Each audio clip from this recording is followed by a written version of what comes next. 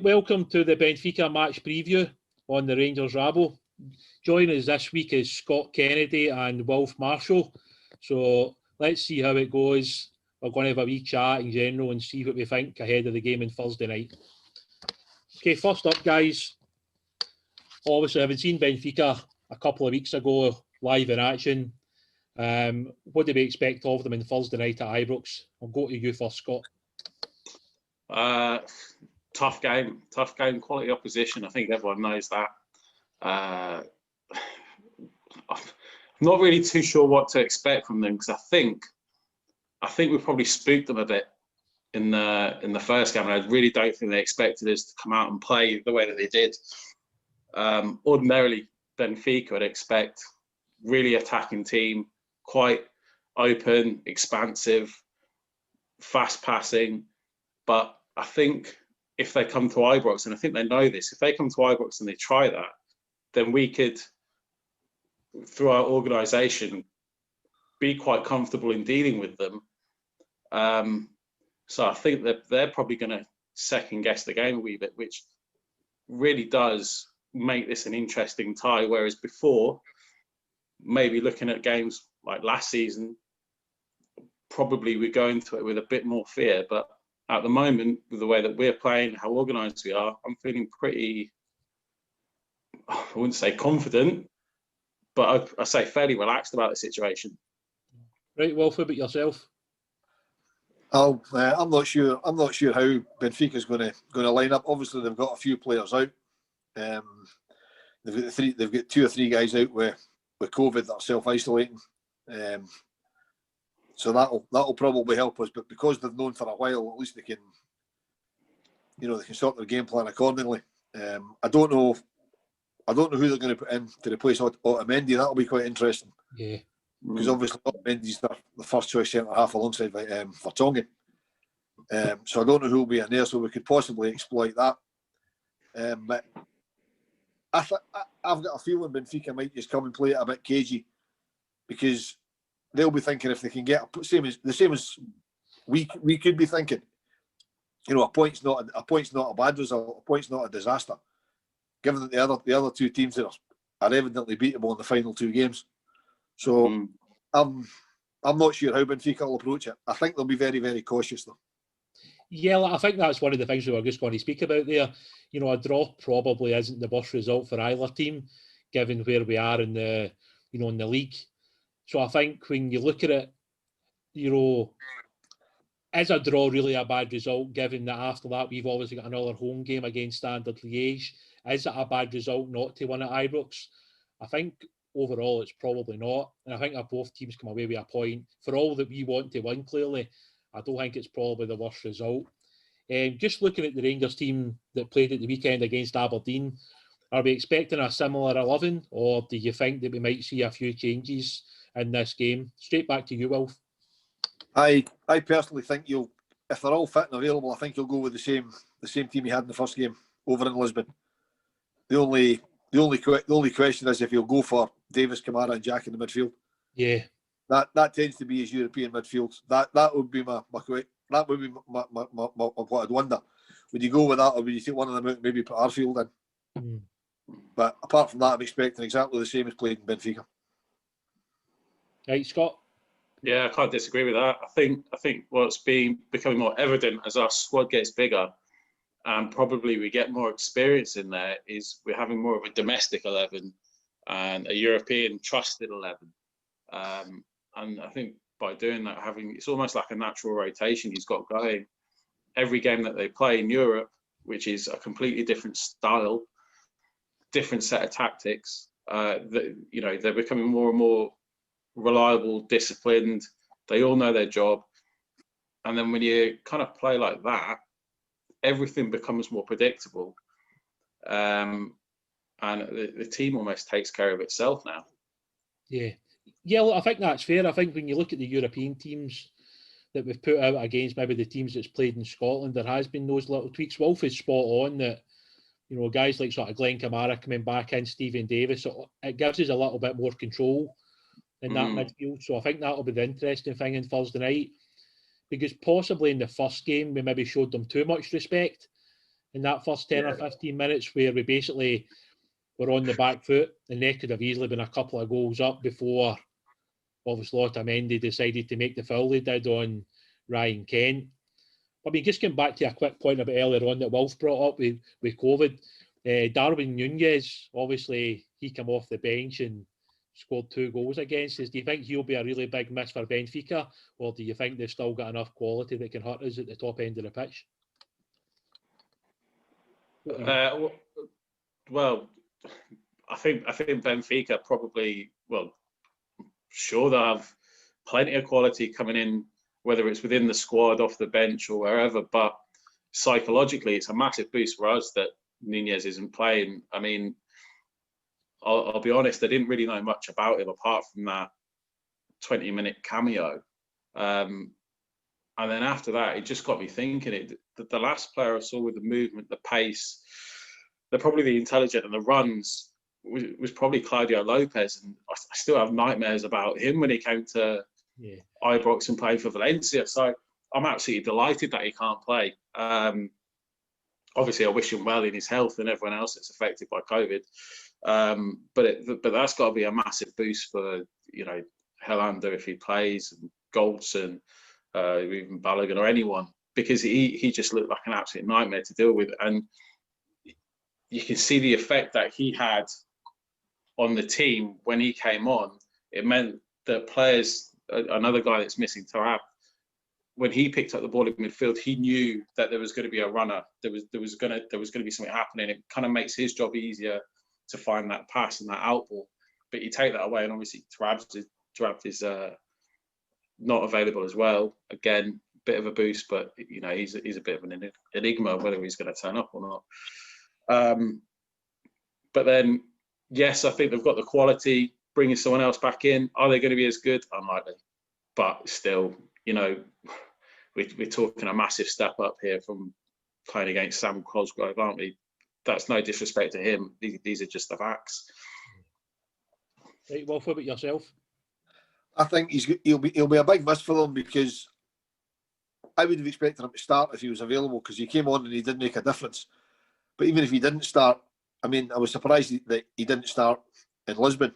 But obviously, the players on the park and everybody else realised that if it wasn't going well for them, they had him to bring on. They had him in reserve. Well, they don't have that now. If they didn't know, if they weren't going to start with him, and he does make a huge difference. My concern for this game is the boy Pizzi, the boy that they took off when Otamendi got the red card. I couldn't believe they took him off, because from the early part of the game 3 weeks ago over in Lisbon, he just looked like the best player on the park, and they took him off. So I'm hoping that we've got something to sort him out. I don't know whether they maybe put somebody on to man mark him or what they would do, but he looked like their best player in the early part of that game in the first game. I think that's fair. And you look at the depth of squad they've got, and you look at like the full international, especially the South American guys they've got. The Uruguayans, the Argentinians, the Brazilians, and I suppose we've got to kind of calm ourselves down a bit. This was a team that spent, 90 million euros in the summer, and yet maybe just because of how well we've done in Europe the last couple of seasons, we get into this game thinking that we're probably the better team, which is kind of crazy given where we've been in the last couple of years, But I suppose from the manager's point of view, it's just a matter of getting the players refocused again after the weekend, and just making sure that when you come up against this level of opposition, that we're good enough to step up and play at that level. Yeah, I think he'll tell them, look, boys, just go out and empty it, because he seems to like to tell them to empty the tank. I mean, the game on Sunday, with the greatest respect to Falkirk, should take care of itself, and we should be able to make several changes. You can bring in guys like Defoe, who's obviously not in the European squad, so I'd expect him to play on Sunday, and other kind of squad players to get a run out against Falkirk. So the guys that start on Thursday can just go out and just go for it, because the next game they'll most of them will probably need to concentrate on will be the Liège game the following Thursday. Paul, what about yourself? Yeah, I couldn't agree more. I think we've got to just kind of go for it, leave everything out there. I think what works to our advantage, and you touched on this before, all the players know exactly how they're going to play. Unfortunately, I haven't actually spoken to anyone yet that thinks that we've got a right to go into this game or these European games expecting to win or expecting to beat Benfica, because, yeah, I mean, you're right. They've spent fortunes, but on the flip side, just because they've spent an amount of money doesn't automatically give them the right to be a good team. And I think this for me is like one of my favourite teams, the best team I've seen since 99, 2000. We're so organised. Everyone knows their role.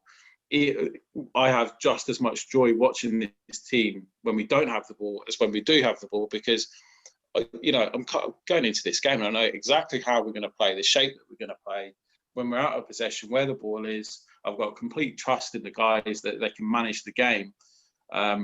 You know, going to Lisbon, yeah, we conceded 3 goals and a couple of errors were in there, but yeah, we're not in the market where we're spending 20 million quid, 30 million quid on defenders. These guys are human. They're potentially likely to make a mistake every now and again. Fortunately, I think the majority of their fans are quite forgiving in that respect when we do make this step up. Because on the whole, I don't feel like I've been let down much or anything this season. No, I think that's the biggest thing, isn't it, that's come out in Europe when you look at, you know, the teams we've had to beat so far this season. When you look at, you know, the Dutch quality team that we played, and then we've obviously went to play Galatasaray. Then we've obviously come into the group stages. We've beat a really good Standard Liège team that hadn't lost at home for several years. We come up against a really stubborn Lech Poznan team who on the night caused us a lot of problems, to be fair to them. We obviously get the win. I suppose you can, sort of the roundabout way of asking it, do you think that a win on Thursday night all but guarantees us qualification? Or do you feel that we'll probably still need to take something from the remaining 2 games to guarantee it? I've been doing the mathematic gymnastics in my head. I think, what is it? If we beat Benfica and the other game, or if Liège win the other game, then yeah, we're through.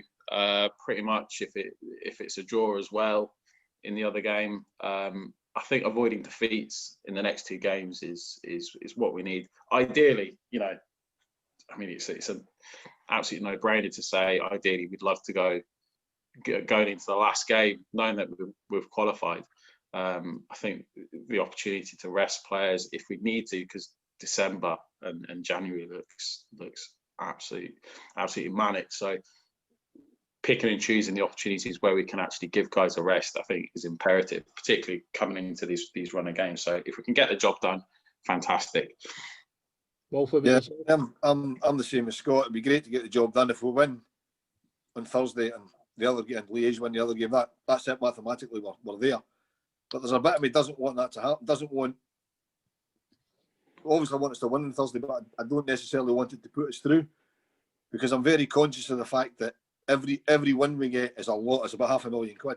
Yeah. That's not very well. Okay, we can rest players for the last 2 games, and that's great. Still want to win them because it keeps the momentum, the winning momentum going. But it also gives us an awful lot of money. You know, so I'm quite conscious of that. No, I think that's a fair point, and that was something I was going to bring up next. Do you think that, obviously, given everything that's going on with COVID and the lack of fans that you can get into grounds and everything else that the club's lost out on this season, is these victories in Europe that big that we just need to keep going in this group and look to try and win the remaining 3 games purely from the financial aspect? Well, yeah, I think it is. I mean, because if we could win the last 3 games, the revenue we make from that wouldn't make up for the lost ticket revenue, but it would certainly be a help. Yeah. You're talking about we're probably losing in excess of £1 million a home game from game receipts, and if we get £500,000 for winning the game, well, there's half the money clawed back.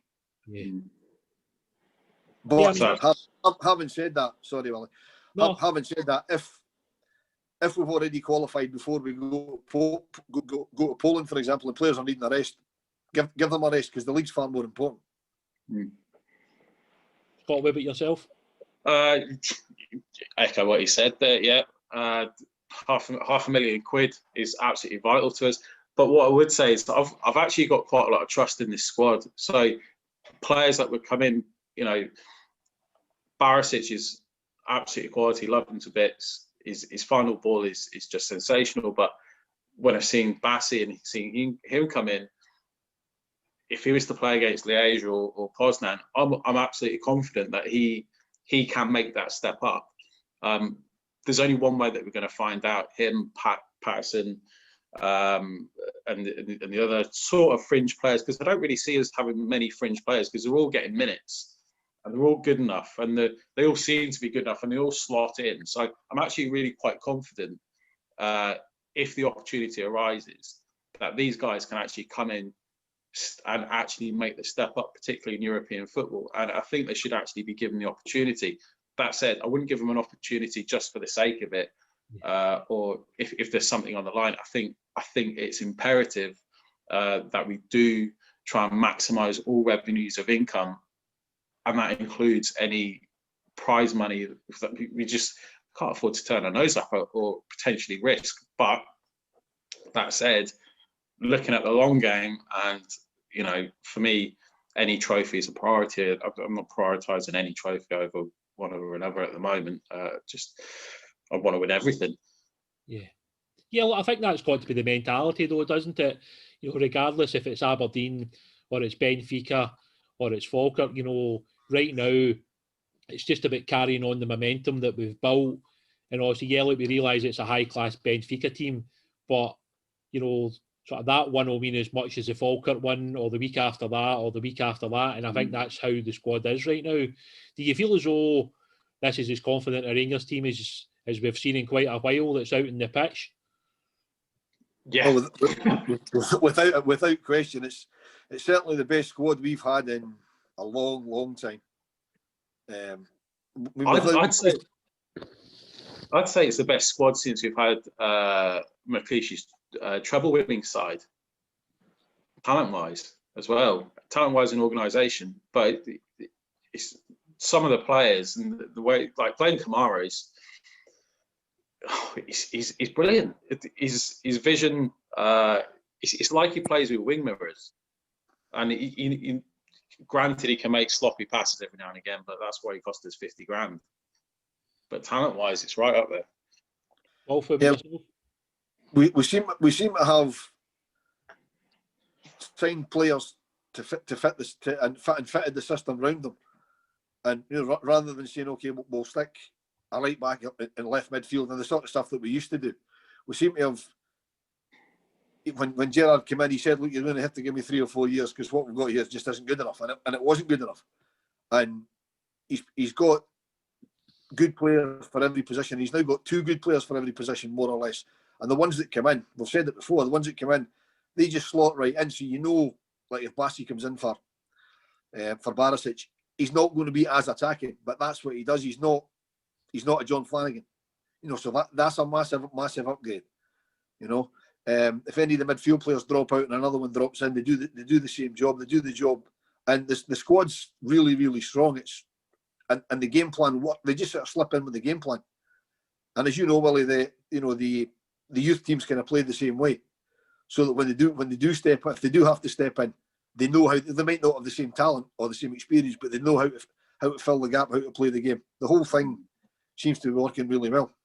Yeah, and I'd say we've got a variety of different types of players as well. It's almost like we can pick and choose, and horses for courses. So you look at our attacking options. You got Barker, who's a direct, fast-paced guy. Kent with the tricks. Aribo, who just is an absolute magician with the ball at his feet. Hadji, who not quite the similar. These guys are all different in what they can actually bring to the team, and it's not like we're replacing like for like, oh, it's a winger for a winger. It's okay, we'll bring in this number 10 in, and he could do this kind of thing. He sits slightly deep, or Arfield is the one that likes to make the runs beyond the striker. Even in terms of strikers, you got Defoe, who's a poacher. You got Morelos, who's Buffalo up front, and then there's Itten, the big guy. I mean, we've got like these options, bringing a variety of attributes into the team. I don't remember the last time that we had these riches in the squad. It's brilliant. Yeah, since we've had that, like, but just like a last question for all you two guys: is Roof the wild card in amongst the 11, and that any given game he can be the difference between winning and losing, and like, is keeping him fit the most important thing for us this season? I'm not sure if most important would be right, because they're all important in their own way. I mean, going back to the point Scott made about different players coming in, it's quite refreshing that we can start with an 11 that we start with, and then say, right, okay, after an hour, okay, we'll maybe take off the left winger and put on another left winger who is a left winger but plays entirely different to the one that's just come off. So the defenders won't know what's going on. You know, it's a similar talent playing in a similar position, but playing the game completely differently, which is really, really good. But the point about Roof, we're going to have to manage him really well, because he has the injury problems. Because if he didn't have injury problems, let's be honest, he wouldn't be Ibrox, because he's a hell of a player. I mean, the goal he scored at the weekend just tells you how good a player he was, because that was just phenomenal. Yeah. To be honest, I haven't quite realised how good he is. I think the more I see him, the more impressed I am, and try not to get too excited. But yeah, obviously his injury problems are there. They're nagging in the back of their mind. But he's played for a month now without an injury, and hopefully he's turned the corner. You don't quite know, but as you say, you've got to manage him. But I don't see anyone in this team. The more the team play, the better the team gets, and it is a team. I wouldn't want to put a label on anyone in this team anymore as a star player, because I think you've got the likes of Ryan Kent that can offer that individual magic. You've got Morelos, who, as you saw against Lech Poznan, can score a goal which is almost out of nothing, but he's there or thereabouts. Roof obviously adds something. Hadji, I mean, yet to see him rediscover the form of last season when we signed him, but even then he had the ability to turn a game against quality opposition. So we've got all these guys that in their own team, probably a poorer Rangers team, you'd probably stick them there and say they're a star, but bring them all together and they're just an even better team. So it's just I don't want to put any pressure on anyone and pin any hopes on anyone, because I don't think we need to. I think Willie, what Scott's saying is right. It's a team of very good players as opposed to a few very good players in a team.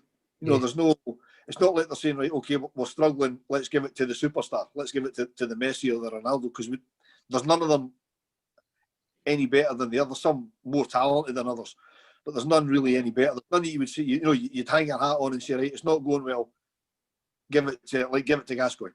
There isn't anything like that. They're all team players, or they all seem to be. I mean, even Alfredo is a team player now.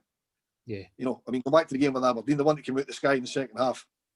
Last year he's thrown his leg at that and he's ended up probably halfway down Paisley Road. But he took it down, killed it, and knocked it sideways. Even he's starting to play as a team player. And the goals are coming from everywhere, which is what you need. That's the other thing that likes of Benfica aren't going to, they don't need to just worry about the strikers, because the goals are coming from absolutely. I mean, we're right back to the top scorer. I know that's speaking. It's not bad. That's crazy. All right, guys. Final question for the night then. What's the score prediction, Wilf? I'll come to you first. I know how much you love giving out score predictions. Well, I got the one on Sunday right. You did. I saw that. Yeah. Back to the free match for Aberdeen. I got that right. As I said before on that one, I don't ever predict Rangers to lose a goal, although I can see Benfica scoring. But I'm going to go 2-0 Rangers. Right. Scott, what about yourself? I'll go 2-1. 2-1. Right, I'm going to go in between. I think I'm going to go for a 1-1 draw. I hope Rangers. You can't do that. I just get the feeling it might be a 1-1 draw. Thanks to everybody for tuning in tonight, guys. Really, really appreciate it. The pod will be out first thing tomorrow morning. Hope everybody enjoys what they've had to hear from all of us talking rubbish about Rangers. Make sure you check us out on YouTube and all the other platforms that Martin usually reads out. I've not got a clue what they are, so I'm sure he'll probably tweet it out at some point. Look forward to seeing you on Sunday in the Falkirk live match reaction. Thanks for tuning in. Cheers, guys.